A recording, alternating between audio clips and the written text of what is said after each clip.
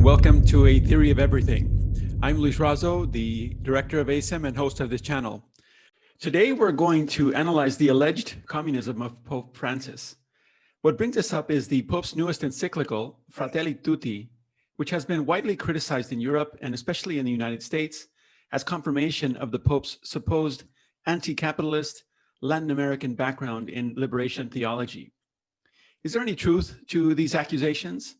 Is the Pope nothing more than a provincial Latin American communist, maybe the beneficiary of some sort of Catholic affirmative action, who has nothing meaningful to contribute to the world when it comes to economics? Today, we're going to analyze this question in a way that I hope will lead to a deeper understanding of our current predicament as a species.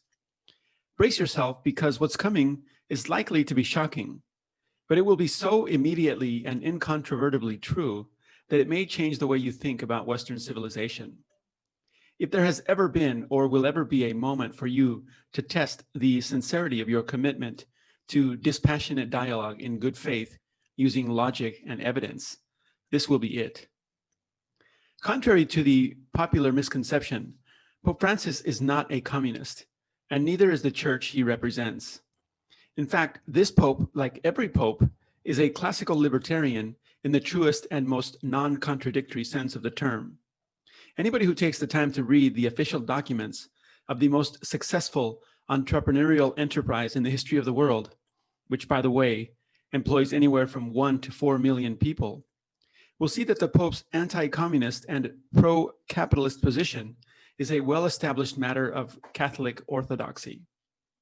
The slanderous references to the Pope as a leftist by people who think they are on the right, but who are actually swimming in communist principles themselves, is something that will surely turn out to be one of the most telling cases of mass delusion in the history of Western civilization, far worse in terms of practical impact on human flourishing than the infamous Galileo affair.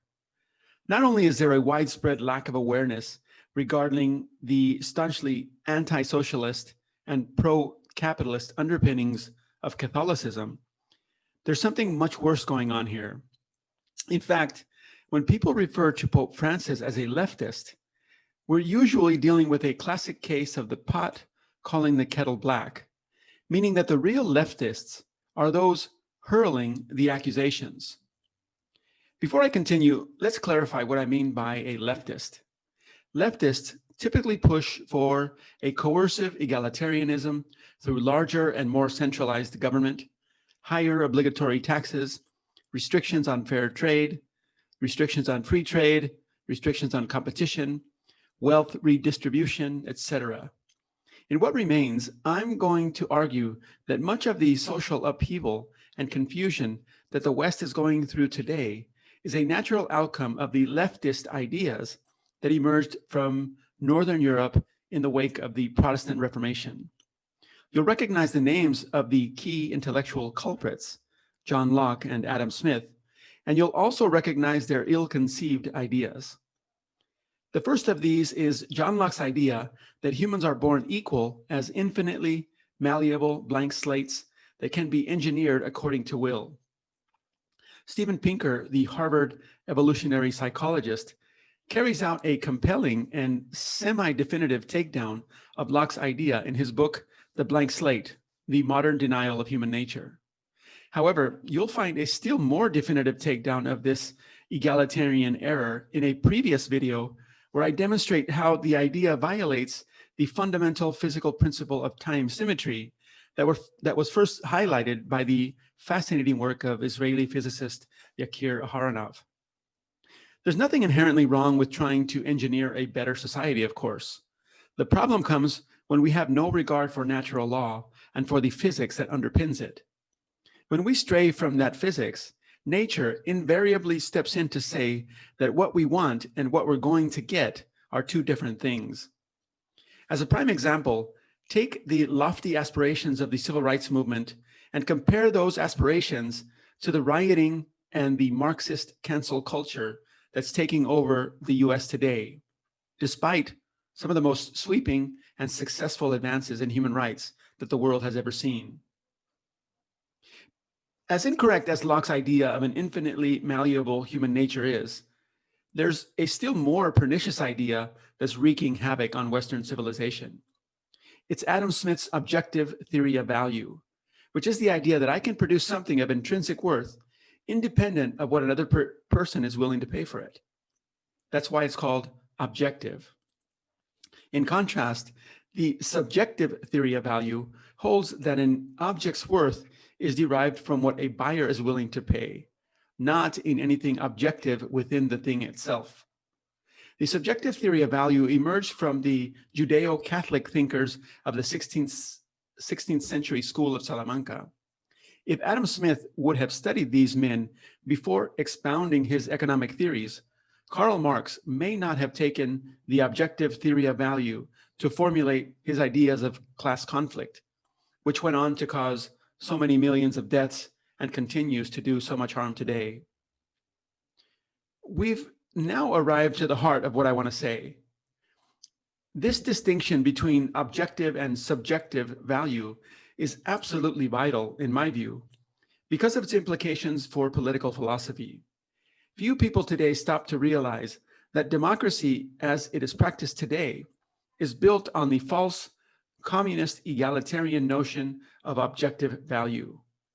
The idea that the value of public policy is objective and equal for everybody is a patently fallacious idea. The empirical objective fact is that society and social policy has different value for different people. It is subjective. Some people value it more, while others value it less. And constraining every person to one and only one vote is like giving every person one and only $1 and expecting great market outcomes. This false notion of objective value is at the heart of the communist error and has worked its way into the very lifeblood of the American project through the work of John Locke and Adam Smith and through the concept of one person, one vote. If communist principles make it into the very foundation of one's political project, is it any wonder that Marxist ideology should eventually work its way into almost every aspect of that project, one disenchanted vote at a time?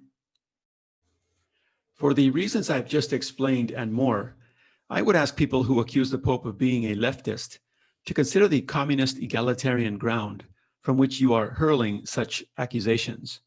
The Pope is not a communist.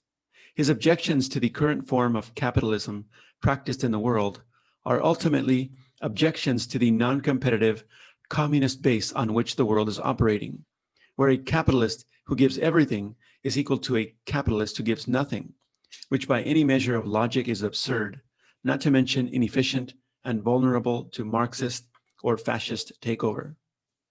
To get out of the confusing communist mess we're in, we need to allow our politics to evolve beyond the non-competitive egalitarian errors of Northern Europe and base our collective decisions on the more entrepreneurial and free market principle of competition. Specifically, we need to compete to see who is willing to contribute the most and give more authority to the most cooperative people. The prospect of this return to the Judeo-Catholic roots of Western civilization are uniquely win-win for everybody on all sides of every political and ideological spectrum, from the furthest left to the furthest right. I'll spell out the details of what I mean as time allows, but if you'd like to read about the proposal and its foundation in physics, I've placed a link to a short book in the video description. Thanks for listening. I look forward to your feedback, and if you'd like to appear as a guest to tell me where I've got it all wrong, please let me know. I'd love to have you on. If you like what you heard, stick around and let's reason together.